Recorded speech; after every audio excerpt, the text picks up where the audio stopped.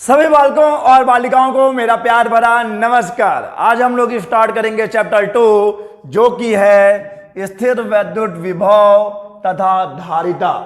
इस चैप्टर में हम लोग पहले पढ़ेंगे विभव के बारे में, उसके बाद हम लोग पढ़ेंगे धारिता के बारे में। आप ये मान सकते हैं कि ये चैप्टर दो भागों में बटा हुआ है। पहला भाग जिसमें हम बात करते हैं विभव की, और सेकेंड भाग जिसमें हम लोग बात करेंगे धारिता की। लेकिन अब आप बुक लेकर इन दोनों भागों को ढूंढने मत बैठ जाना, क्योंकि ऐसा इस चैप्टर का कोई दो भाग नहीं है। लेकिन जब अचानक से हालात बदल जाएंगे, जज्बात बदल जाएंगे, और पहले आप विभव विभव करते रहे होंगे, और जब आप अचानक से धारिता करने लग जाएंगे, तब आप समझ जाइएगा कि आप इस चैप्टर के सेकेंड पार्ट में प्रवेश कर चुके हैं।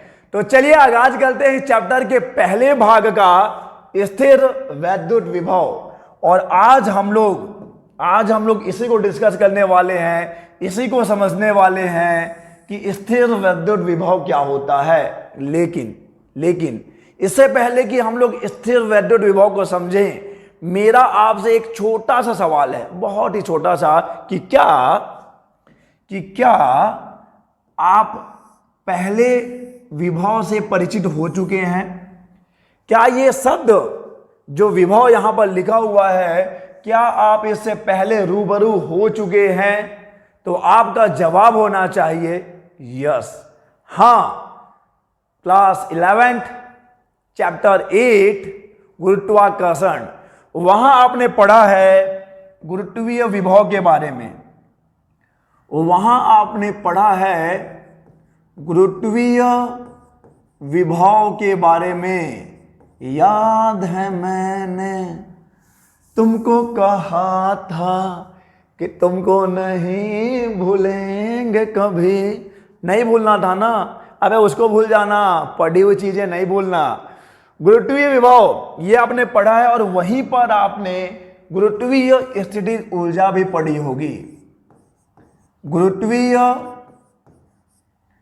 स्थितिज ऊर्जा, ये दोनों ही चीज आप पढ़ चुके हैं। लेकिन अब कई बच्चों के मन में ये सवाल आ रहे होंगे कि इन गड़े हुए मुर्दों को उखाड़ने का क्या फायदा है। तो बच्चा, अगर आप गुरुत्वीय विभव समझते हैं, अगर आपने गुरुत्वीय स्थितिज ऊर्जा को समझ लिया है, तो आपको स्थिर वैद्युत विभव को समझने में कोई परेशानी नहीं होगी। केवल रिप्लेस करना है, गुरुत्वीय को स्थिर वैद्युत से रिप्लेस करना है। फॉर्मूला याद है क्या बच्चा? गुरुत्वीय स्थितिज ऊर्जा का फॉर्मूला क्या था? U is equal to minus G capital M small m upon R। इसका फॉर्मूला क्या था बच्चा? V is equal to minus G capital M upon small r। परिभाषा याद है क्या? परिभाषा क्या था? डेफिनेशन, कि किसी पिंड को अनंत से, किसी भी पिंड को जिसका द्रव्यमान स्मॉल m है, किसी पिंड को अनंत से गुरुत्वीय क्षेत्र के किसी बिंदु तक लाने में जितना कार्य करना पड़ता है। आप क्या कर रहे हैं? आप किसी भी पिंड को अनंत से गुरुत्वीय क्षेत्र के किसी बिंदु तक ला रहे हैं, और अनंत से उस बिंदु तक लाने में जितना कार्य करना पड़ेगा, वही उस बिंदु का क्या कहलाता है? वही उस बिंदु का गुरुत्वीय स्थितिज ऊर्जा कहलाता है। ये थोड़ा सा अलग है। यहां पे आप ये ऑब्जर्व कर पाएंगे कि बस अगर मैं स्मॉल m की जगह 1 रख दूं, तो फिर दोनों में कोई अंतर नहीं रह जाता। तो यहां पे परिभाषा क्या है बच्चा? कि जब आप एकांक द्रव्यमान के पिंड को, यहां पर किसी भी द्रव्यमान के पिंड को, यहां पर क्या है? जब आप एकांक द्रव्यमान के पिंड को अनंत से कहां लेकर आते हैं? एकांक द्रव्यमान के पिंड को अनंत से गुरुत्वीय क्षेत्र के किसी बिंदु तक लाने में जो कार्य करना पड़ता है, या जितना कार्य करना पड़ता है, वही उस बिंदु का गुरुत्वीय विभव कहलाता है। तो यहां पर आप किसी भी द्रव्यमान को लेकर आते हैं अनंत से गुरुत्वीय क्षेत्र के बिंदु तक, तो जितना कार्य करेंगे वो गुरुत्वीय स्थितिज ऊर्जा कहलाएगा। यहां पर एकांक द्रव्यमान के पिंड को लेकर आना है तो जितना कार्य करेंगे उस बिंदु की क्या कहलाएगी, उस बिंदु पर गुरुत्वीय विभव कहलाएगा। और अब आते हैं अपने मेन मुद्दे पर, स्थिर वैद्युत विभव पर। लेकिन बात हम लोग वहीं से स्टार्ट करेंगे कि मान लीजिए कि ये एक गुरुत्वीय क्षेत्र है, एक गुरुत्वीय क्षेत्र है, और अगर आप गुरुत्वीय क्षेत्र में किसी पिंड को गुरुत्वाकर्षण बल के विपरीत, चलिए मान ये गुरुत्वीय क्षेत्र है और आपको पता है कि गुरुत्वाकर्षण बल नीचे की ओर होता है, पृथ्वी के केंद्र की ओर होता है। तो अगर आप किसी भी पिंड को गुरुत्वाकर्षण बल के विपरीत ले जाते हैं तो आपको क्या करना पड़ेगा, उस गुरुत्वाकर्षण बल के विपरीत बल लगाना पड़ेगा। गुरुत्वाकर्षण बल नीचे लग रहा है, मुझे ऊपर बल लगाना पड़ेगा, और जब आप बल लगाएंगे तो आपके बल के द्वारा काम किया जाएगा। समझिए आप, गुरुत्वाकर्षण बल नीचे लग रहा है, ये पूरा पृथ्वी है, पृथ्वी के आसपास उसका गुरुत्वीय क्षेत्र है और गुरुत्वाकर्षण बल नीचे है, और आप क्या कर रहे हैं, उस गुरुत्वाकर्षण बल के विपरीत बल लगाकर किसी पिंड को ले जा रहे हैं ऊपर की ओर। हम आम बोलचाल की भाषा में उसको ऊपर बोलते हैं, ठीक है। तो जब आप किसी भी पिंड को गुरुत्वाकर्षण बल के विपरीत लेकर जाते हैं तो आपको काम करना पड़ेगा, और आपके द्वारा किया गया कार्य, आप जो काम करते हैं, आपके द्वारा किया गया कार्य उस पिंड में स्थितिज ऊर्जा के रूप में संचित हो जाता है, जिसे आप गुरुत्वीय स्थितिज ऊर्जा कहते हैं, जिसे आप क्या कहते हैं, गुरुत्वीय स्थितिज ऊर्जा। और जब आप बाह्य बल हटा लेंगे तो क्या होगा, जब आप बाह्य बल हटा लेंगे तो वस्तु गति में आ जाएगी, और वस्तु की स्थितिज ऊर्जा, गुरुत्वीय स्थितिज ऊर्जा गतिज ऊर्जा में परिवर्तित होने लगेगी। लेकिन गति के किसी भी बिंदु पर, गति का जो पथ होगा उस पथ के किसी भी बिंदु पर जो कुल ऊर्जा रहती है वो नियत रहती है। ये आपने पढ़ा है ना 11th में, स्वतंत्रता पूर्वक गिरते हुए पिंड की ऊर्जा नियत रहती है। तो ये सिनारियो आपको समझ में आ रहा होगा कि जब भी आप किसी पिंड को गुरुत्वीय क्षेत्र में गुरुत्वाकर्षण बल के विपरीत लेकर जाते हैं, आपको काम करना पड़ता है, और आपका काम, आपके द्वारा किया गया काम उस पिंड में स्थितिज ऊर्जा के रूप में संचित हो जाता है। सेम सिनेरियो, सेम कंडीशन मैं यहां लगा रहा हूं कि मेरे पास एक विद्युत क्षेत्र है, और अगर मेरे पास विद्युत क्षेत्र है तो उस विद्युत क्षेत्र को उत्पन्न करने वाला एक आवेश भी होगा। ये रहा मेरा आवेश। तो मान लेते हैं कि किसी भी बिंदु O पर एक प्लस क्यू आवेश रखा गया है, उस आवेश के चारों ओर उसका विद्युत क्षेत्र बनेगा। पता है आपको विद्युत क्षेत्र क्या होता है, किसी भी आवेश के चारों ओर का वह क्षेत्र जहां तक उसका प्रभाव होता है विद्युत क्षेत्र कहलाता है। और मैं अब उसी विद्युत क्षेत्र में एक बिंदु A लेता हूं और एक बिंदु B लेता हूं। समझिएगा, कंडीशन समझिएगा। इमेजिन करिए, अपने दिमाग में एक चित्र बनाइए कि ये पूरा विद्युत क्षेत्र है और ये मेन कैरेक्टर है, ये ना, इसी को हम लोग बोलते हैं सोर्स चार्ज। क्या बोलते हैं बच्चा? सोर्स चार्ज, स्रोत आवेश बोलते हैं। और मैं क्या करता हूं, अब इस बिंदु A पर एक परीक्षण आवेश Q0 ले लेता हूं, एक परीक्षण आवेश Q0। और अब जरा समझिएगा, परीक्षण आवेश की प्रकृति भी धनात्मक ली जाती है, यह आवेश भी धनात्मक है। तो ये आवेश इस आवेश को क्या करेगा? प्रतिकर्षित करेगा, और दोनों आवेशों के बीच एक बल लगेगा, प्रतिकर्षण बल लगेगा। इसको मैं नाम लेता हूं Fe, और डायरेक्शन देख लीजिए किधर से किधर होगा। प्रतिकर्षित कर रहा है, दूर ढकेल रहा है। ये वाला आवेश इस वाले आवेश को दूर ढकेल रहा है। ये देखिए Fe, इसको आप अंग्रेजी में बोल सकते हैं इलेक्ट्रोस्टैटिक फोर्स, स्थिर वैद्युत बल लग रहा है। सिंपली आप विद्युत बल बोल लीजिए। लेकिन मैं क्या चाहता हूं, मेरी भी जिद कुछ अलग ही है। और किसी शायर ने कहा है कि सीख मौजों से उलझकर जीने का शौर्य, सीख मौजों से उलझकर जीने का शौर्य, जो साहिल पे लिपट जाए वो जिंदगी नहीं होती। मतलब क्या है इसका? जाओ समुद्र के तूफानों से लड़ो, किनारों पे बैठे बैठे जीवन बिताने का कोई मतलब नहीं है बच्चा। वही मैं भी बता रहा हूं कि रास्ता क्या है कि इस आवेश Q0 को इस आवेश के द्वारा ढकेल दिया जाना है। लेकिन मेरी जिद क्या है कि मैं इस प्रतिकर्षण बल के विपरीत बल लगाऊंगा। मैं इस प्रतिकर्षण बल के विपरीत एक बल लगाऊंगा, क्योंकि मैं ये बल बाहर से लगा रहा हूं, तो इस बल को मैं नाम दे देता हूं बाह्य बल, एक्सटर्नल फोर्स लिख दिया। और इतना लगा रहा हूं कि दोनों का परिमाण बस बराबर है, मेरे को ज़्यादा बल नहीं लगाना है, जितना ये प्रतिकर्षण बल है उतना ही बाहर से मेरे को बल लगाना है। दोनों का परिमाण बराबर है, बस दिशा विपरीत है, ये याद रखिए। प्रतिकर्षण बल इधर की ओर लग रहा है और बाह्य बल इधर की ओर लग रहा है। और अब मैं ये बाह्य बल लगाकर इस आवेश Q0 को किसकी तरफ ला रहा हूं, इस प्लस Q की तरफ ला रहा हूं। तो मुझे उस प्रतिकर्षण बल के खिलाफ जाकर बल लगाया मैंने, मुझे उस प्रतिकर्षण बल के खिलाफ जाकर बल लगाना पड़ेगा, मुझे काम करना पड़ेगा। इस Fe जो है, जो स्थिर वैद्युत बल है, प्रतिकर्षण बल है, उस बल के विरुद्ध मुझे क्या करना पड़ेगा, काम करना पड़ेगा, जैसा कि पहले करना पड़ रहा था। गुरुत्वीय स्थिति ऊर्जा वाला कंडीशन याद करिए। तो यहां पर भी मुझे कार्य करना पड़ेगा, और जो आप कार्य करेंगे इस आवेश Q0 को इस प्रतिकर्षण बल के विपरीत ले जाने के लिए आप जो काम करेंगे उस आवेश की स्थितिज ऊर्जा के रूप में संचित हो जाता है। समझना मुश्किल नहीं है, क्योंकि आप पहले ही गुरुत्वीय स्थितिज ऊर्जा समझ चुके हैं।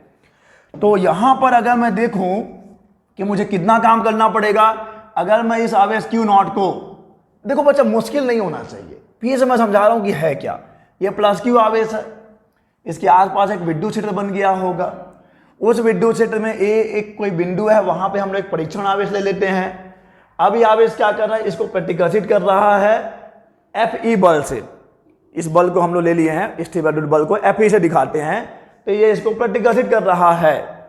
लेकिन मेरी जिद क्या है कि मैं इसको उसके पास लेकर जाऊंगा, मैं इस Q0 को उस आवेश के पास लेकर जाना चाहता हूं। मुझे बाहर से बल लगाना पड़ेगा, उस बल के विरुद्ध बल लगाना पड़ेगा, मुझे काम करना पड़ेगा। और मैं जो काम करूंगा इस आवेश को उधर की ओर ले जाने के लिए, मैं जो काम करूंगा वही इस आवेश में स्थितिज ऊर्जा के रूप में संचित होता जाएगा। मेरे द्वारा किया गया कार्य, देखो कार्य व्यर्थ नहीं होगा, मैं जो काम कर रहा हूं ये इस आवेश में स्थितिज ऊर्जा के रूप में संचित होता जाएगा। तो कितना काम करेंगे आप, मान लेते हैं कि हम लोग इस आवेश Q0 को A से B तक लाते हैं, तो A से B तक लाने में कितना काम करना पड़ेगा बच्चा। तो पूरा अगर काम निकालना है तो पहले अल्प दूरी ले लो, ये तो पढ़ा होगा टेक्निक आपने, पहले अल्प दूरी लेकर आते हैं dr, तो ये हो जाएगा vector F external dot vector dr। लेकिन आपको कुल काम चाहिए कि भैया A से B तक आए हैं तो कुल काम कितना है, तो समाकलन कर लीजिए। और कंडीशन ये भी तो है कि Fe किसके बराबर बच्चा, Fe बराबर है माइनस Fex के। तो अगर मैं इस फॉर्मूले को स्थिर वैद्युत बल के रूप में लिखना चाहता हूं तो माइनस आ जाएगा Fe डॉट dr। ओके, और देखिए बहुत ही सिंपल सा है। ये बल और ये विस्थापन दोनों एक ही दिशा में है, बाह्य बल और विस्थापन दोनों एक ही दिशा में है ना। आप जिधर बल लगा रहे हैं विस्थापन भी उधर ही हो रहा है, तो आपके द्वारा किया गया कार्य धनात्मक है, आपके द्वारा किया गया कार्य धनात्मक है। लेकिन स्थिर वैद्युत बल इधर लग रहा है, विस्थापन उधर हो रहा है, बल और विस्थापन दोनों विपरीत हैं, तो ये कार्य कैसा होगा, ऋणात्मक होगा, इसलिए नेगेटिव आया है। लेकिन एक फॉर्मूला मैंने और पढ़ा है बच्चा, एक चीज मैं और जानता हूं कि अगर किसी विद्युत क्षेत्र में कोई आवेश है तो उस पर जो बल लगता है कितना लगता है, Q0 वेक्टर E। तो जहां पे Fe है वहां पे मैं ये रख सकता हूं, तो WAB कितना हो जाएगा, WAB equal to minus A से B, और मैं Q0 तो बाहर आ जाएगा, चलो पहले अंदर ही रख लेता हूं, बाद में बाहर निकाल लूंगा। Q vector E dot vector dr, तो यहां से माइनस Q0 A से B vector E dot vector dr, okay, WAB। तो A से B तक आप लेकर जाएंगे, आप जो काम करेंगे वो किस रूप में संचित हो जाएगा, इस आवेश की स्थितिज ऊर्जा में संचित हो जाएगा। लेकिन एक चीज और, किसी भी आवेश का किसी निश्चित बिंदु पर स्थितिज ऊर्जा क्या रहेगा, निश्चित रहेगा। यहां पर इस आवेश का कोई फिक्स एक निश्चित स्थितिज ऊर्जा होगा। यहां से यहां लेकर आएंगे, आप काम करेंगे तो इस आवेश की स्थितिज ऊर्जा में परिवर्तन होगा। देखो इस बिंदु पर भी उसका कोई निश्चित मान होगा, इस बिंदु पर भी कोई निश्चित मान होगा, लेकिन जब आप इस आवेश को ए से बी तक लेकर आ रहे हैं तो आपने कुछ काम किया है, तो आपका काम भी तो उस आवेश की स्थितिज ऊर्जा में संचित हुआ है ना। यानी जब आप इस आवेश को ए से बी तक लेकर जाओगे तो स्थितिज ऊर्जा में क्या हो रहा है, परिवर्तन हो रहा है। तो यहां पर अगर मैं देखूं कि ए से बी तक आने में कितना परिवर्तन हुआ है, तो इसको हम लोग दिखाएंगे you B minus U A, स्थितिज ऊर्जा में परिवर्तन। यहां का स्थितिज ऊर्जा माइनस यहां का स्थितिज ऊर्जा, इस बिंदु का अपना कोई स्थितिज ऊर्जा रहा होगा। जब यहां पे आवेश होगा तब की बात हो रही है, जब ये आवेश यहां पे है तो इस बिंदु पर अपना कुछ स्थितिज ऊर्जा रहा होगा, और जब बिंदु यहां पे होगा तो वहां पर अपना कोई फिक्स एक निश्चित स्थितिज ऊर्जा रहा होगा।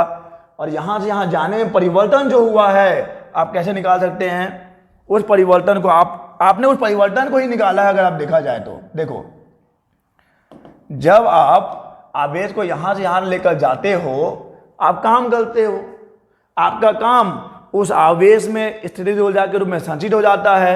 यानी जब यहां से यहां लेकर गए हैं तो स्थितिज ऊर्जा बढ़ गई है, और कितना बढ़ा है, जितना आपने काम किया है।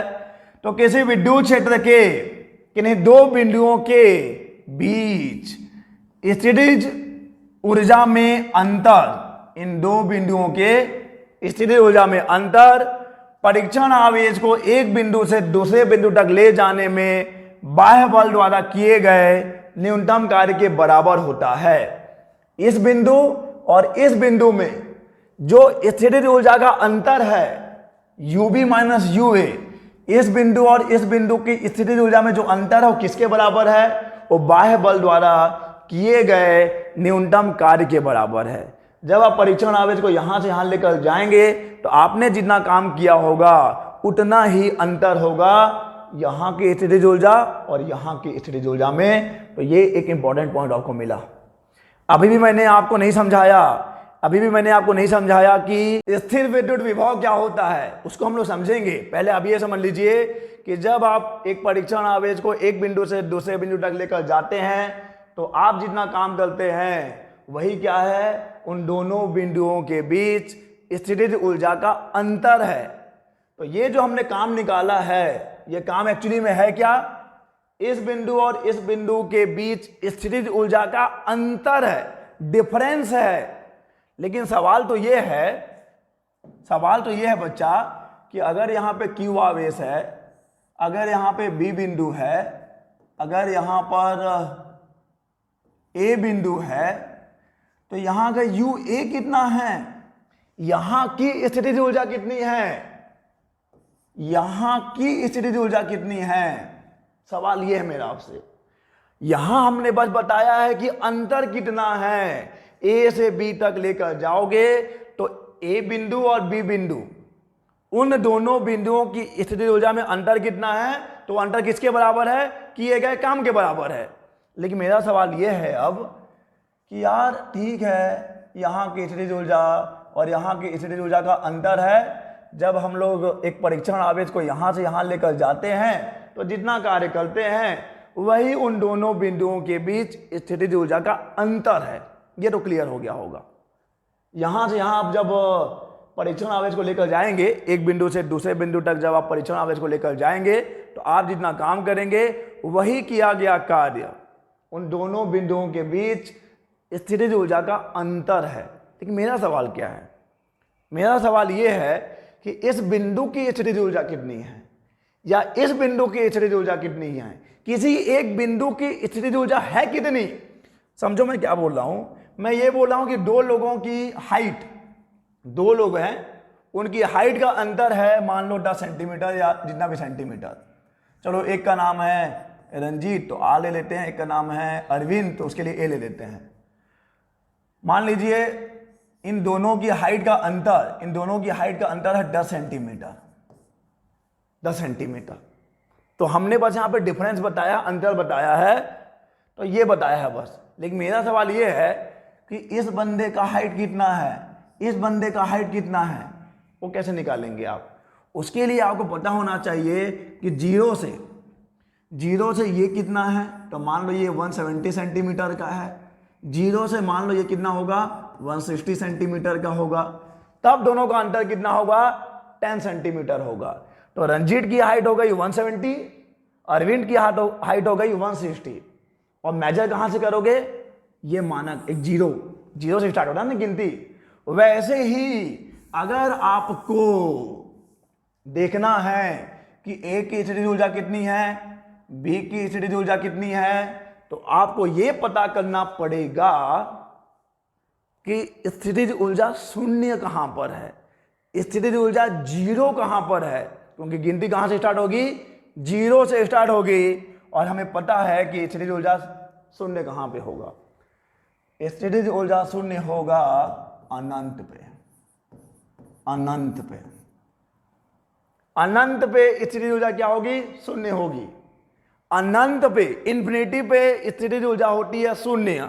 और अब निकालना बहुत हुआ आसान। अब मुझे मान लो चाहिए यार कि इस बी का स्थितिज ऊर्जा कितना है, मुझे मालूम है अनंत पे शून्य है, अनंत की स्थितिज ऊर्जा शून्य है, ये मुझे मालूम है, तो मैं क्यों ना इन दोनों का अंतर निकाल लूं, ub minus U infinity, ub minus U infinity, और u इन्फिनिटी तो जीरो है, तो ये आपको क्या मिलेगा, ub मिलेगा, है ना। इसको बोलते हैं दिमाग। आपने क्या किया, आपको पता है कि अंतर कैसे निकालना है, अंतर किसके बराबर होता है, दो बिंदुओं के बीच स्थितिज ऊर्जा का अंतर किसके बराबर होता है, ये आपको मालूम है, ub माइनस यू है। आवेश को यहां से यहां तक ले जाने में जो काम करेंगे वही उन दोनों के बीच स्थितिज ऊर्जा का अंतर होगा। तो मैंने बोला अच्छा ठीक, तो मैं क्या करता हूं, इस बिंदु और ये जो अनंत है इन दोनों के बीच का अंतर निकाल लेता हूं, ub माइनस यू इन्फिनिटी। अब यहां का तो जीरो है, अनंत की स्थितिज ऊर्जा तो शून्य है, तो जब मैं ub माइनस यू इन्फिनिटी करूंगा तो मुझे ub ही मिलेगा। और परिभाषा से अगर देखा जाए कि जब आप एक परीक्षण आवेश को कहां से, अनंत से कहां लेकर आते हो, उस बिंदु तक लेकर आते हो, अनंत से कहां लेकर आइए, एक बिंदु से दूसरे बिंदु तक लेकर जाएंगे, तो उन दो बिंदुओं के बीच में स्थितिज ऊर्जा का जो अंतर है वो कैसे आएगा, यहां से यहां तक लाने में जो काम किया गया होगा, तो कहां से कहां लाए हो आप, इन्फिनिटी से बी तक लाए हो आप, इन्फिनिटी से बी तक लाए हो आप, तो जो काम किया होगा, कितना काम किया होगा, vector E dot vector D are, minus है ना यहाँ पे, माइनस क्यू नॉट है, देख लीजिए फॉर्मूले में देखिए, माइनस क्यू नॉट ए से B vector E dot vector D R. लेकिन मैं ए से बी नहीं ला रहा हूं, मैं कहां से कहां ला रहा हूं, मैं इन्फिनिटी से बी तक लेकर आ रहा हूं। तो एक्चुअली मुझे क्या मिल गया, मुझे मिल गया ub इज इक्वल टू मिल गया minus Q naught infinity to B vector E dot vector D R. और ये किसके बराबर है, ये काम के बराबर ही तो है। किस काम के बराबर है, जब आप परीक्षण आवेश को अनंत से कहां लेकर आते हो, उस बी तक लेकर आते हो। तो अब आपको यह समझ में आ जाता है कि जब हम लोग परीक्षण आवेश को अनंत से, कहां से बच्चा, अनंत से, जब हम लोग परीक्षण आवेश को अनंत से उस बिंदु तक लेकर आते हैं, तो जितना कार्य करना पड़ता है वही उस बिंदु की स्थितिज ऊर्जा होती है, स्थिर वैद्युत स्थितिज ऊर्जा होती है। जब आप एक परीक्षण आवेश क्यू नॉट को ना, क्यू नॉट लिया है मैंने अभी, जब आप एक परीक्षण आवेश क्यू नॉट को अनंत से विद्युत क्षेत्र के उस बिंदु तक लेकर आओगे जिस बिंदु का आपको स्थितिज ऊर्जा चाहिए, तो अनंत से उस बिंदु तक लाने में जितना काम किया है, अनंत से उस बिंदु तक लाने में जितना काम किया है, वही उस बिंदु की क्या कहलाएगी, वही उस बिंदु की स्थिर वैद्युत स्थितिज ऊर्जा कहलाएगी। मैं ये कहना चाहता हूं, क्या कहना चाहता हूं, अच्छा मैं ये कहना चाहता हूं, इसको देखिए, इस प्रकार किसी बिंदु पर आवेश Q की स्थिर वैद्युत स्थितिज ऊर्जा उस आवेश को बाह्य बल द्वारा कहां से, अनंत से उस बिंदु तक ले जाने में किए गए कार्य के बराबर होती है। तो अगर मैं आपसे पूछूं कि विद्युत क्षेत्र के किसी भी बिंदु की स्थितिज ऊर्जा कितनी है, तो आप क्या बोलेंगे? बहुत आसान है। एक परीक्षण आवेश को, एक आवेश Q को या Q नॉट को, आप जैसे दिखाना चाहें दिखा सकते हैं, एक परीक्षण आवेश Q नॉट को अनंत से उस बिंदु तक लाने में जितना कार्य करना पड़ता है वही उस बिंदु की स्थिर वैद्युत स्थितिज ऊर्जा कहलाती है।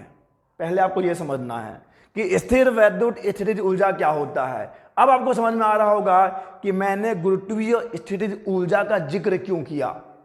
क्या था गुरुत्वीय स्थितिज ऊर्जा? जब आप किसी द्रव्यमान को अनंत से, कहां से, अनंत से गुरुत्वीय क्षेत्र के उस बिंदु तक लेकर आते हैं तो जितना कार्य करना पड़ता है वही उस बिंदु का होता है गुरुत्वीय स्थितिज ऊर्जा। वैसे ही स्थिर वैद्युत स्थितिज ऊर्जा क्या होगा?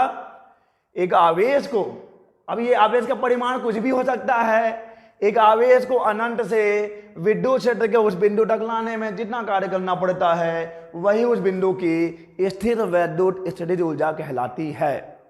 ये स्थिर वैद्युत स्थितिज ऊर्जा की बात हुई है। अभी देखो UB, अगर मुझे पता करना हो कि UA कितना है तो मैं क्या बोलूंगा? इस आवेश को कहां से कहां लाइए, अनंत से इस बिंदु तक लेकर आइए, तो जितना कार्य करना पड़ेगा वो इस बिंदु का स्थिर वैद्युत स्थितिज ऊर्जा कहलाएगा। तो किसी भी आवेश को अनंत से विद्युत क्षेत्र के किसी भी बिंदु तक लाने में जितना कार्य करना पड़ता है वही उस बिंदु की स्थिर वैद्युत स्थितिज ऊर्जा कहलाती है। स्थिर वैद्युत स्थितिज ऊर्जा कहलाती है। अभी भी मैंने आपको ये नहीं समझाया कि स्थिर वैद्युत विभव क्या होता है। और अब आते हैं हम लोग स्थिर वैद्युत विभव पर। अभी मैं आपको इसका मैथमेटिकल फॉर्म भी समझाऊंगा, उसके बाद उसका भौतिक अर्थ भी समझाऊंगा। आपका पूरा जितना भी भ्रम है ना, जितना भी भ्रम है सब दूर हो जाएगा, जितना भी जंग लगा हुआ दिमाग में सब दूर कर देंगे आज। अब बात करते हैं स्थिर वैद्युत विभव। तो अभी आपने देखा कि जब मैं एक आवेश को अनंत से कहां लेकर आता हूं, विद्युत क्षेत्र के किसी बिंदु तक लेकर आता हूं, तो जितना कार्य करना पड़ता है वो उस बिंदु की क्या होती है?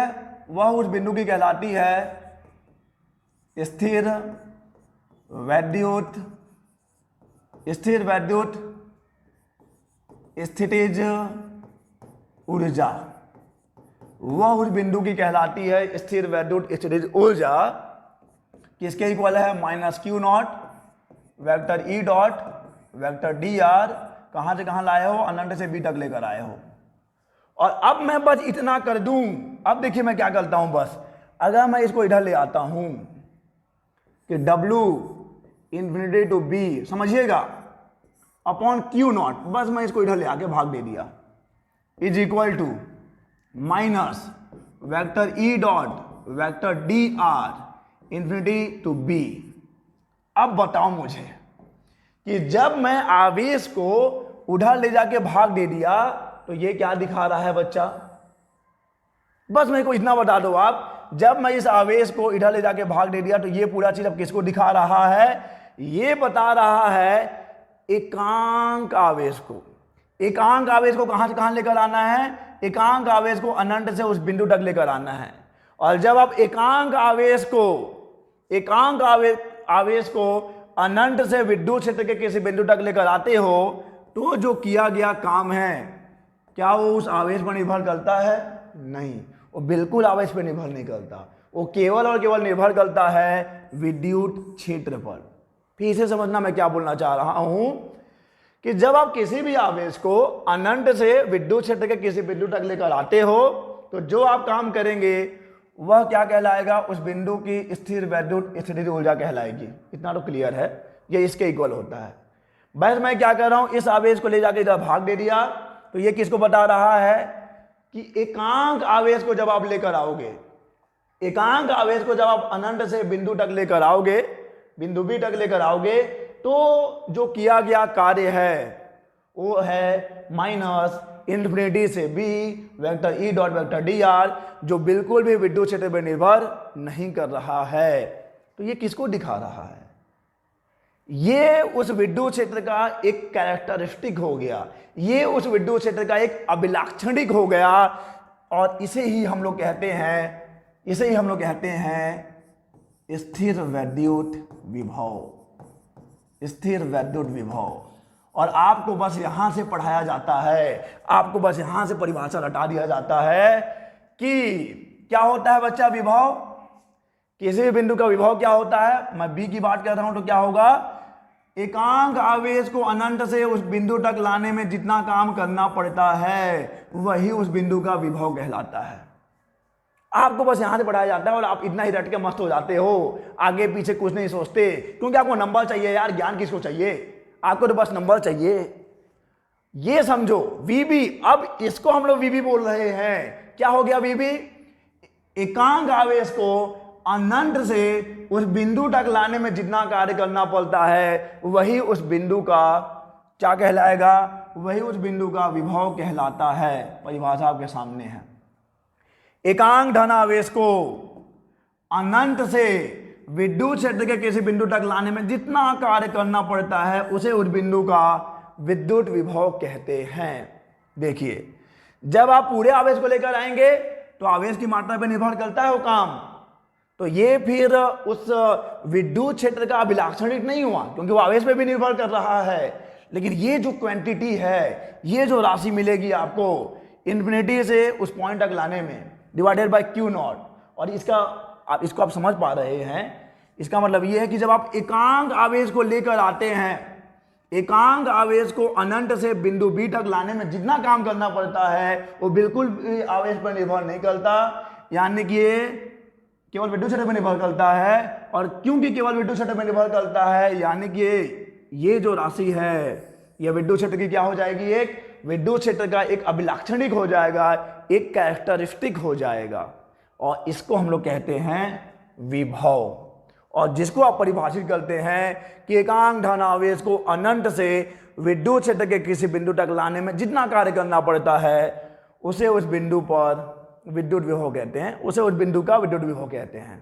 तो परिभाषा में अब कोई दिक्कत नहीं होगी, परिभाषा आप यही रटते हैं। पीछे चलते हैं, थोड़ा सा रिवाइज करते हैं। हाँ, रिवाइज करते हैं। कहाँ गए रिवाइज? यहाँ पे रिवाइज करते हैं। चलिए आप रिवाइज करिए। देखो, जिसको पहली बार में समझ में आ गया है वो वीडियो फॉरवर्ड करके आगे बढ़ सकते हैं, और जिसको समझ में नहीं आया है एक बार फिर से जुड़िए मेरे साथ, 2-4 मिनट और देते हैं इसको। ये आपके पास एक हो गया प्लस क्यू आवेश, इसके चारों ओर क्या बन जाएगा, एक विद्युत क्षेत्र बन जाएगा। और यहां पर किसी भी दूरी पर विद्युत क्षेत्र के अंदर ही ना, विद्युत क्षेत्र के अंदर ही हम लोग एक परीक्षण आवेश ले लेते हैं।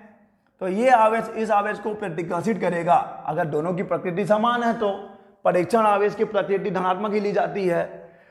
तो इन दोनों के बीच एक स्थिर विद्युत प्रतिकर्षण बल लग रहा है जो इसको प्रतिकर्षित कर रहा है, यानी दूर ढकेल रहा है। लेकिन मेरी जिद क्या है? मेरी जिद है कि मैं इस आवेश को, परीक्षण आवेश को उस क्यू की तरफ लेकर जाऊं। मुझे बाहर से बल लगाना पड़ेगा, मैंने एक्सटर्नल बल लगाया, और केवल इस बल के विपरीत और उतने ही परिमाण का बल लगाया बस। तो मैंने बल लगाया, मैंने काम किया, ये किया गया काम है। जब आप ए से बी तक लेकर जाओगे तो आप इतना काम करोगे, और ए से बी तक ले जाने में आपने जितना काम किया है वो क्या हो जाएगा, वो उस आवेश में स्थिर ऊर्जा के रूप में संचित हो जाएगा। यानी कि विद्युत क्षेत्र के अंदर आप एक परीक्षण आवेश को एक बिंदु से दूसरे बिंदु तक ले जाने में जितना काम करते हो वो उन दोनों बिंदुओं की स्थिर ऊर्जा में अंतर के बराबर होता है। जब आप एक आवेश को, एक परीक्षण आवेश को विद्युत क्षेत्र के अंदर एक बिंदु से दूसरे बिंदु तक लेकर जाते हैं तो आपका काम किस रूप में संचित हुआ है, स्थिर ऊर्जा के रूप में संचित हुआ है, और उन दोनों बिंदुओं की स्थिर ऊर्जा के अंतर के बराबर होगा। लेकिन सवाल यह था कि ठीक है, मैंने जो काम किया वो तो अंतर के बराबर है, स्थिर ऊर्जा के अंतर के बराबर है, लेकिन इस बिंदु की स्थिर ऊर्जा है कितनी, इस बिंदु की स्थिर ऊर्जा है कितनी, सवाल तो ये है। तो अगर मुझे पता करना है कि किसी बिंदु की स्थिर ऊर्जा कितनी है तो मुझे जीरो से जानना पड़ेगा, मुझे स्टार्ट जीरो से करना पड़ेगा। और हमें मालूम है कि स्थितिज ऊर्जा अनंत पे शून्य होती है। Potential energy, electrostatic potential energy अनंत पे शून्य होती है। स्थिर वैद्युत स्थितिज ऊर्जा कहां पे शून्य होती है? अनंत पे शून्य होती है। तो जब आप अनंत से आवेश को एक बिंदु तक लेकर आएंगे तो U B minus U infinity, परिभाषा तो वही है दो बिंदुओं के लिए। एक बिंदु से दूसरे बिंदु तक ले जाने में जितना काम करना पड़ेगा वो किसके इक्वल होगा? दोनों बिंदुओं के स्थितिज ऊर्जा में अंतर के तुल्य होगा। लेकिन हमको मालूम है कि यहाँ का 0 है, यानी इन दोनों का अंतर केवल इस बिंदु की स्थितिज ऊर्जा होगी।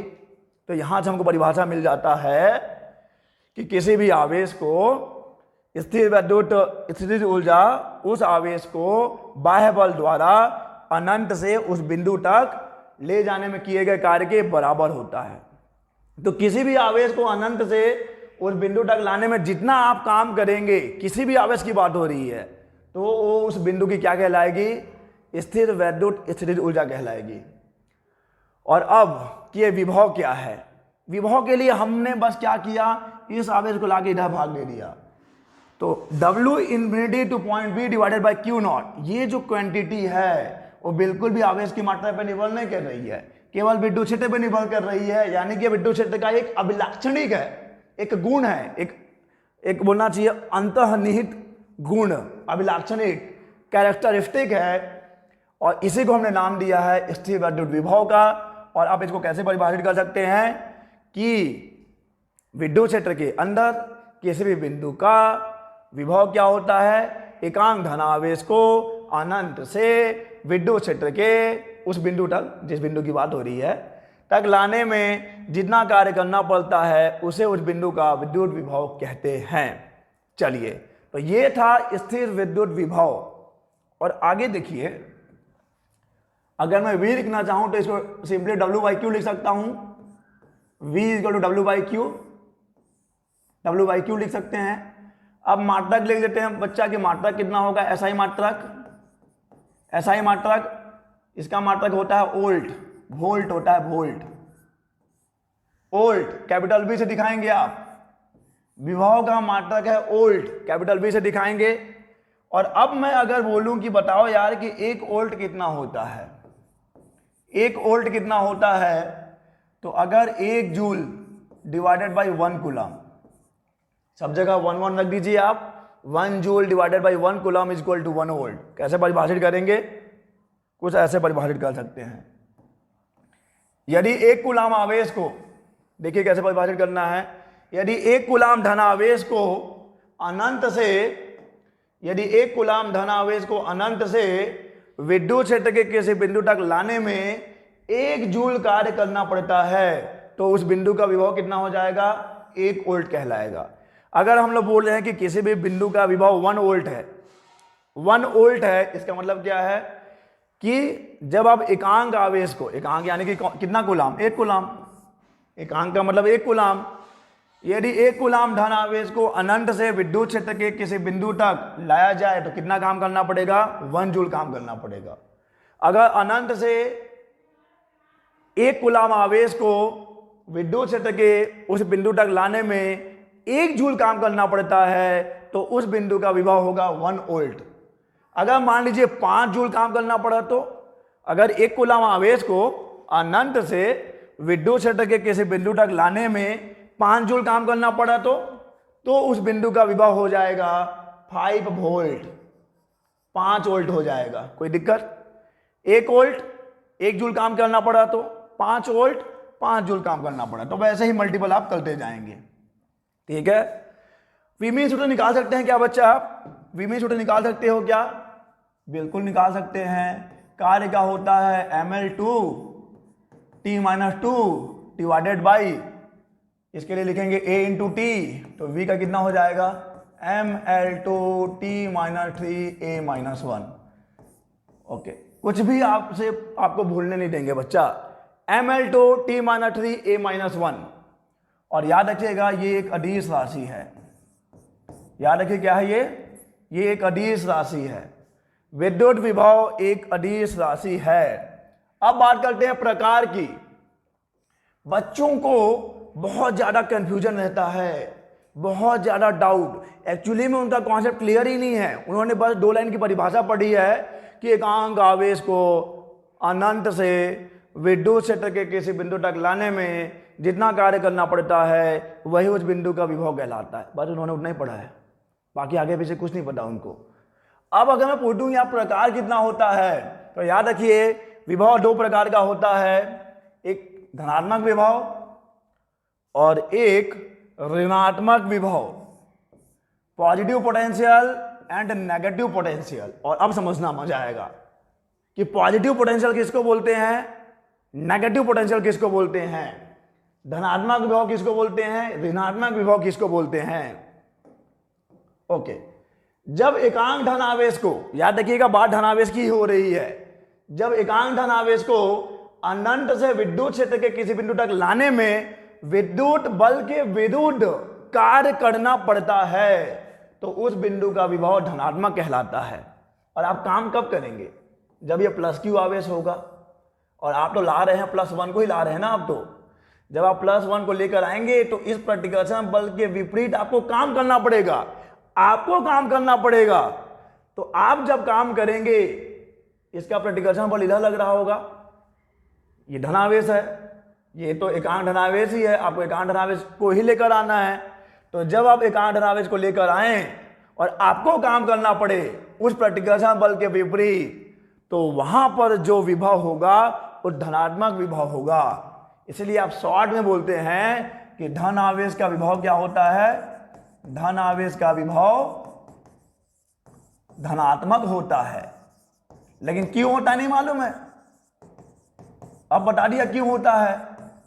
क्योंकि जब आप एकांक धनावेश को लेकर आएंगे तो अगर ये धनावेश है तो ये उसको प्रतिकर्षित कर रहा है, आपको उस प्रतिकर्षण बल के विपरीत बल लगाना पड़ेगा, आपको उस प्रतिकर्षण बल के विपरीत कार्य करना पड़ेगा, आप वहां पे काम करेंगे, इसलिए वहां पे विभव क्या है, धनात्मक है। लेकिन अगर मान लीजिए ये ऋण आवेश है, अगर ये ऋण आवेश है और मैं यहां से एकांक धनावेश को, मुझे जरूरत ही नहीं लाने की, ये खुद खींच लेगा, आपको जरूरत नहीं लाने की, ये खुद ही खींच लेगा। तो यहां पे काम कौन कर रहा है, यहां पे विद्युत बल द्वारा कार्य किया जा रहा है। तो इस स्थिति में विभव क्या होगा, ऋणात्मक होगा। इसीलिए आप शॉर्ट में बोलते हैं कि ऋण आवेश का विभव क्या होता है बच्चा, ऋणात्मक होता है, ऋणात्मक होता है।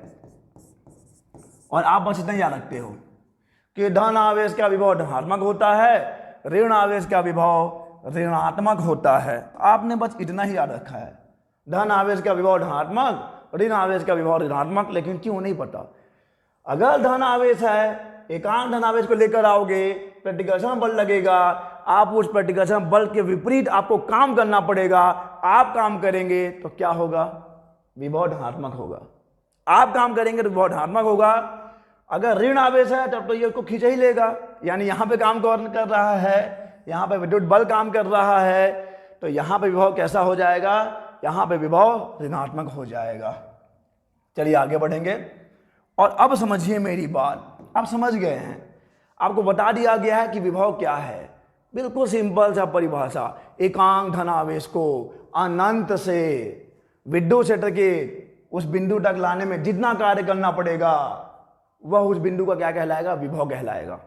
ये तो उसका एक न्यूमेरिकल वैल्यू दे रहा है कि एकांक आवेश को लाने में जितना काम करना पड़ेगा वो विभव है। एक न्यूमेरिकल वैल्यू मिलेगा, एक आंकिक मान मिलेगा। लेकिन विभव का भौतिक अर्थ क्या है, भौतिक अर्थ क्या है, अरे पूरा साफ कर दूंगा यार, दिमाग में जो भी उलझने हैं ना सब साफ हो जाएंगी, सब के सब, जो भी तस्वीर ढूंढ ली है आपके दिमाग में सब साफ हो जाएगा। बस इसलिए आपको पढ़ना है, आपको समय देना है यार, मैं बहुत समय दे रहा हूं आपको, इतना डिटेल में बता रहा हूं, कोई नहीं पढ़ाएगा आपको इतना डिटेल से, फुर्सत से। आप अगर यहाँ पे क्लास अटेंड करते हैं तो आपको घर में बुक खोलने की जरूरत ही नहीं है, यहीं पे रटा जाएगा बच्चा सब कुछ, यहीं पे याद करवा देंगे आपको। तो भौतिक अर्थ क्या है बच्चा, जैसे कि मैं बोलता हूं बल, बल का फॉर्मूला आप जानते हैं कि भाई बल क्या होता है, m × a होता है, मान × त्वरण करूंगा मुझे बल मिल जाएगा। ये तो बल का आंकिक मान मिलेगा ना मेरे को, ये बल का आंकिक मान मिलेगा, द्रव्यमान को त्वरण से इंटू करिए, बल का मान आ जाएगा, इतना न्यूटन इतना न्यूटन। लेकिन बल का भौतिक अर्थ कहाँ है? जब आजू बाजू देखोगे तो क्या ये दिखता है? नहीं, बल का भौतिक अर्थ है परिवर्तन। बल वह बाह्य कारक है जो किसी वस्तु के आकार में, आकृति में, गति में या विरामावस्था में या गत्यावस्था में परिवर्तन कर सकता है या परिवर्तन करने का प्रयास करता है। यानी जो परिवर्तन उत्पन्न कर सकता है वो बल है, ये भौतिक अर्थ है उसका। वह बाह्य कारक जो परिवर्तन करता है वो बल है। वैसे ही विभव का भौतिक अर्थ क्या है अब समझिएगा। इसके लिए मैं आपको फिर क्लास 11 में ले चलता हूं। क्लास 11 में आपने हाइड्रोडायनामिक पढ़ा होगा। मान लीजिए कि मेरे पास 2 टंकियां हैं, ध्यान दीजिएगा आप। ये एक टंकी हो गई, ये देखिएगा, ये टंकी में पानी यहां तक भरा हुआ है, ये टंकी में पानी यहां तक भरा हुआ है। एक और टंकी है मेरे पास, ये एक और टंकी है, इस टंकी में पानी यहां तक भरा हुआ है, ठीक है।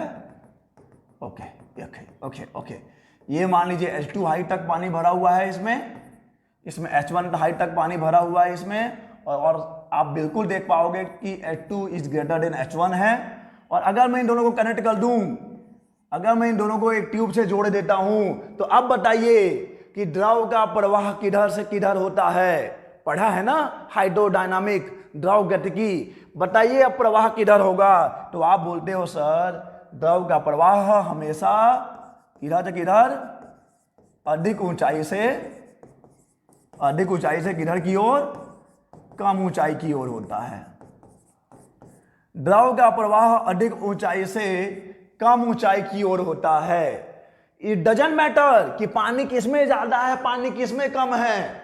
अमाउंट ऑफ वाटर की बात नहीं है, किसी भी लिक्विड का अमाउंट डजंट मैटर।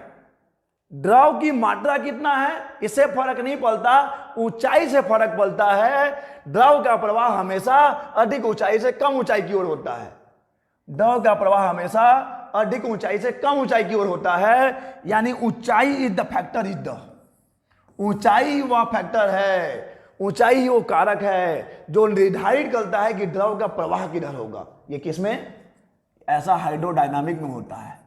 हाइड्रोडायनामिक में ऐसा होता है कि ऊंचाई निर्धारित करती है कि द्रव का प्रवाह किधर से किधर होगा। और अब मैं आ जाता हूं थर्मोडायनामिक या थर्मोमेट्री में आ जाता हूं मैं। ये रहा एक कोई भी ऑब्जेक्ट है, ये एक ऑब्जेक्ट है। मान लीजिए इसके पास H1 हीट है, इसके पास H2 हीट है, और मैं बोल देता हूं कि H1 is greater then H2।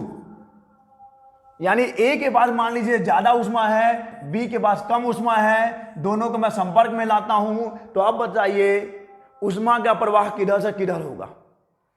अगर दो वस्तुओं जिसमें कि उष्मा का संचरण संभव है, अगर दोनों संपर्क में लाए जाएं, तो आप बताइए उष्मा का संचरण, उष्मा का प्रवाह किधर से किधर होगा? बता पाएंगे आप? मैक्सिमम लोग ये बोलेंगे कि इसके पास ज्यादा उष्मा है, इसके पास कम उष्मा है, तो उष्मा का प्रवाह इधर से इधर होगा, जो कि बिल्कुल गलत है। उनको फिजिक्स का ABCD भी नहीं मालूम।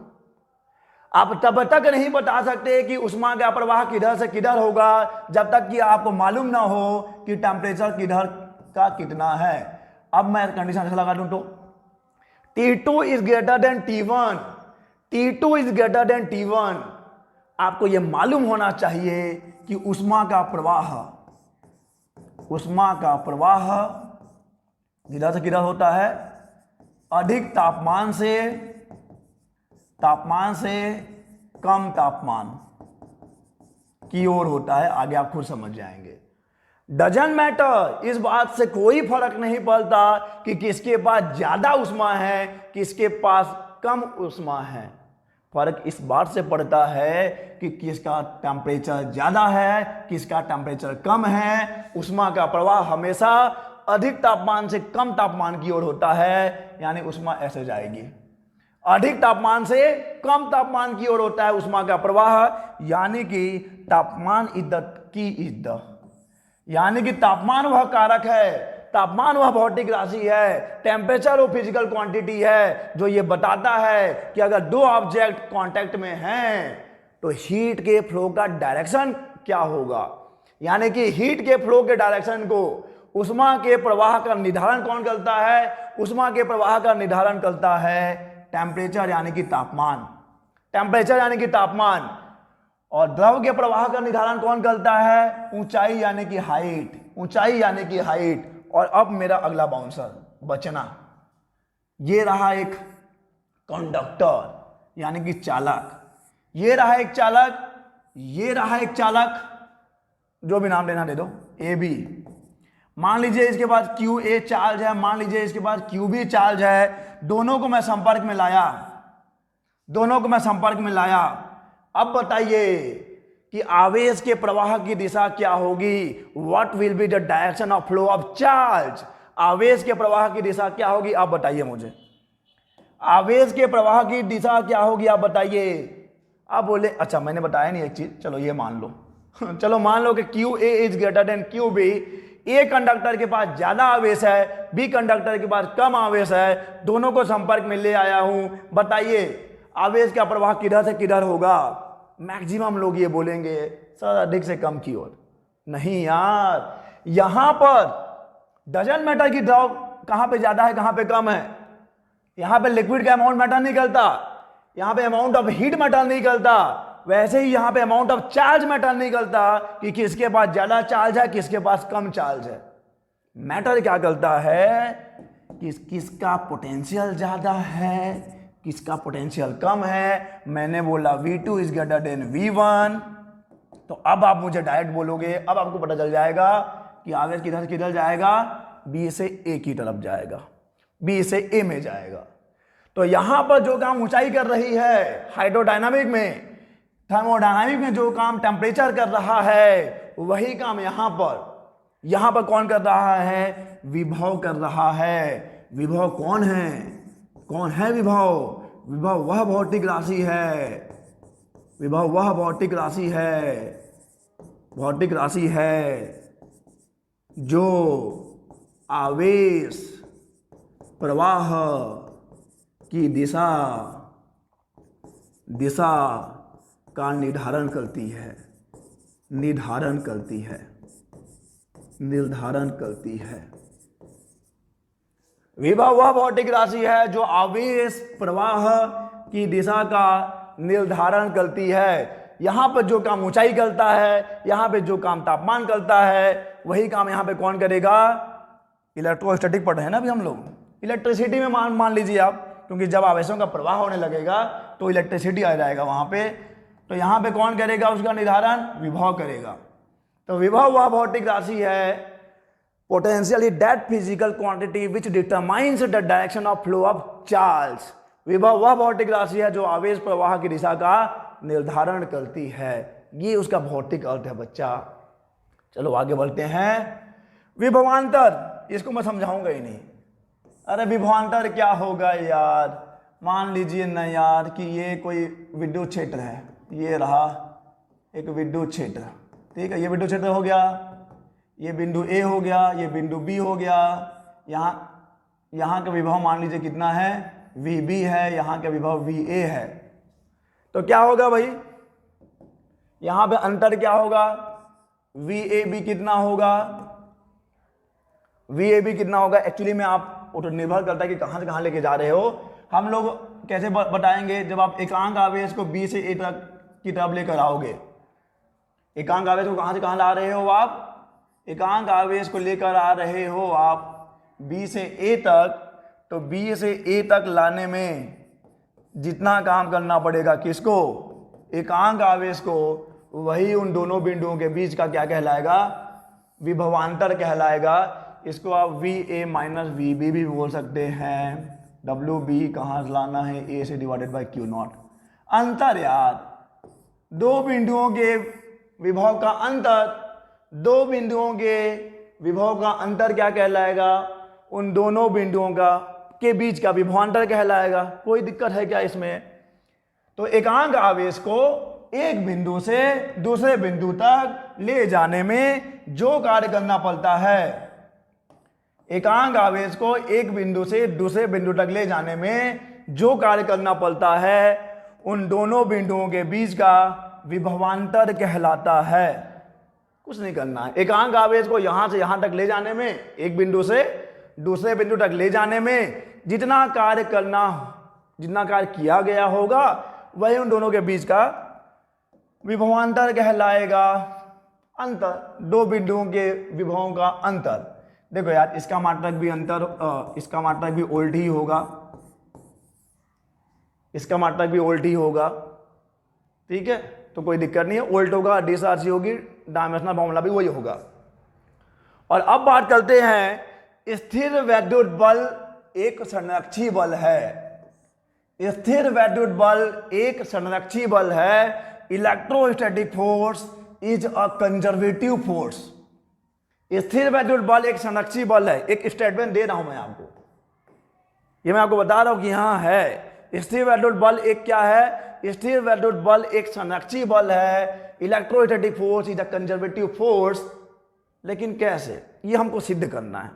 लेकिन पहले तो आपको ये पता होना चाहिए ना बच्चा कि कंजर्वेटिव फोर्स क्या होता है, और कंजर्वेटिव हो तो नॉन कंजर्वेटिव भी कोई होता है क्या।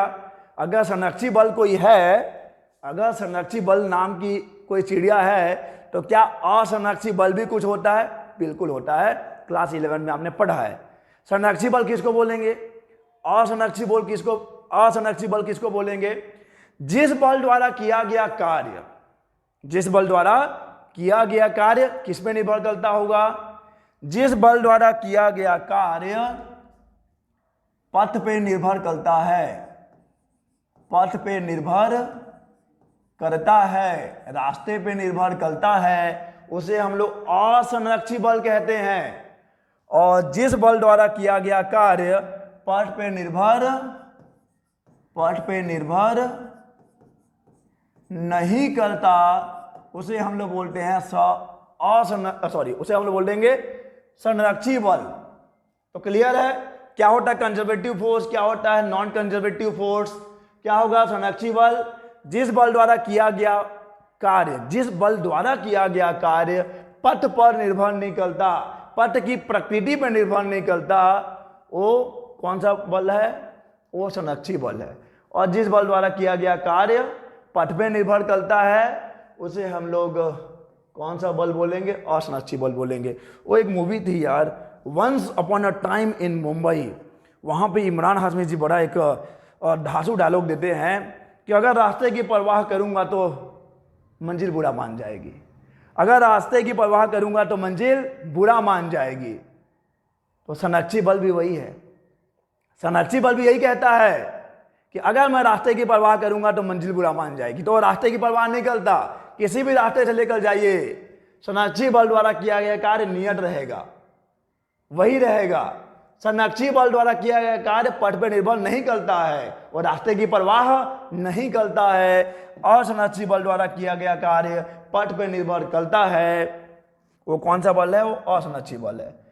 तो कैसे स्थिर वैद्युत बल एक असंरक्षी बल कैसे है? चलिए मैं एक विद्युत क्षेत्र की कल्पना करता हूं। यह पूरा विद्युत क्षेत्र है और इस विद्युत क्षेत्र में मैं एक बिंदु ले लिया, बी एक बिंदु ले लिया, ये ले लिया ए, ये ले लिया बी, और मैं एकांक आवेश को कहां से कहां ले गया?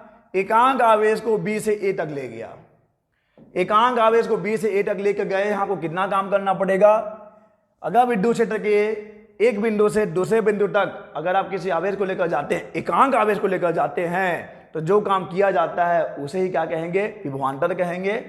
तो यहां पे वी ए बी कितना हो जाएगा?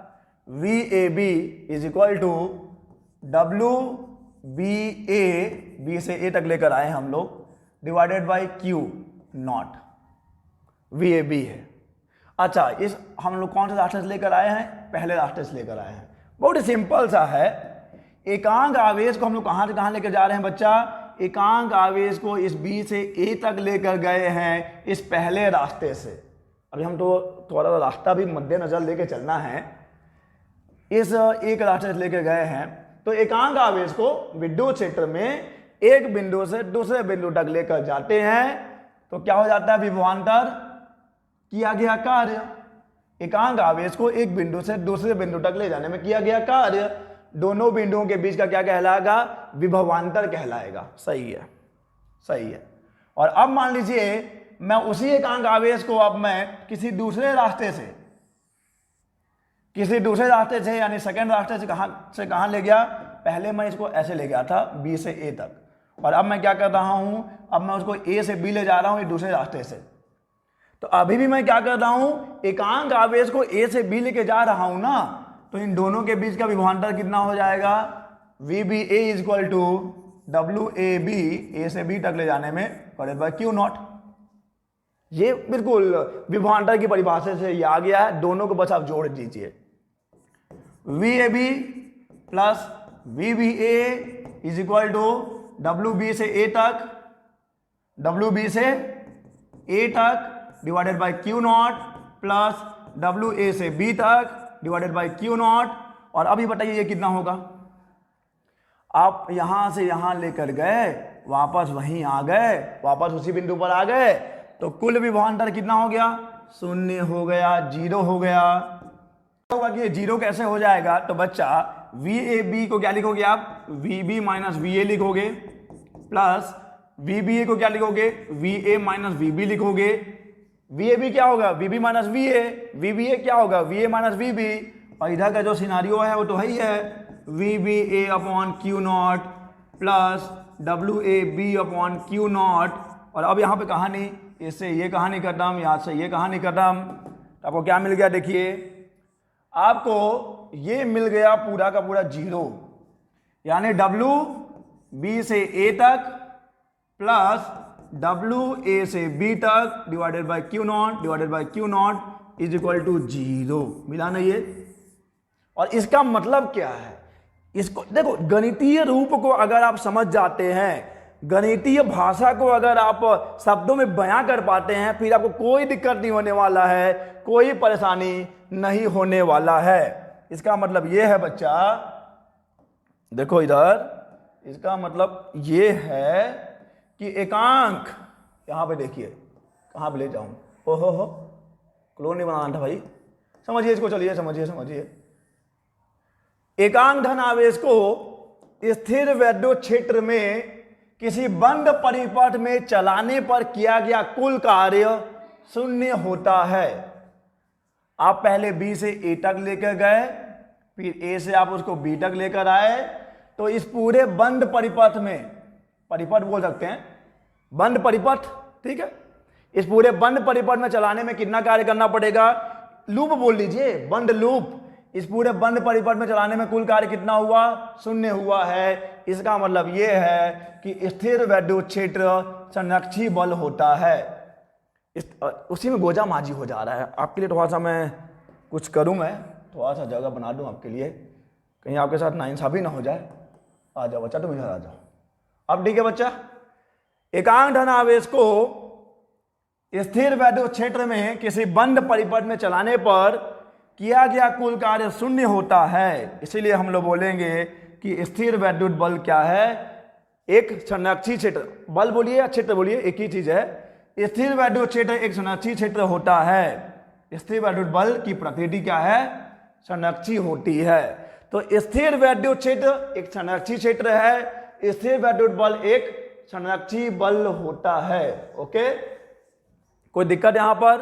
परिभाषा वही था, जो पथ पे निर्भर करता है वो असंरक्षी है, जो पथ पे निर्भर नहीं करता है वो संरक्षी है। और अब देखिए, क्योंकि पूरे बंद लूप में किया गया कार्य 0 है, इसका मतलब यह है कि vector E dot vector D L is equal to 0।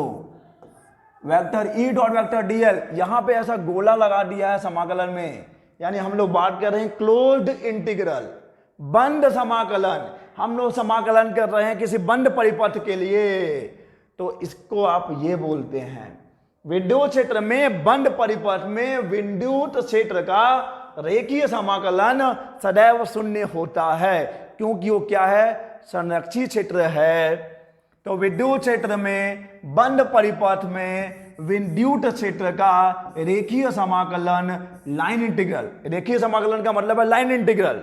इसका मतलब ये है, देखो और भी समझा दूं मैं आपको, कि आपको विद्युत क्षेत्र को इस लूप के अनुदिश आपको विद्युत क्षेत्र को इस लूप के अनुदिश, इस बंद वक्र के अनुदिश जब आप उसका समाकलन करते जाओगे तो इस बंद वक्र के लिए विद्युत क्षेत्र का रेखीय समाकलन क्या मिलेगा बच्चा?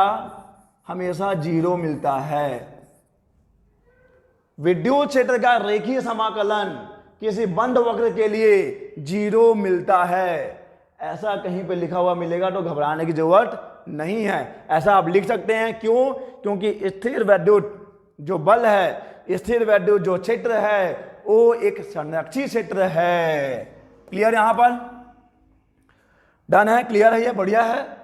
Vector E dot vector DL is equal to 0।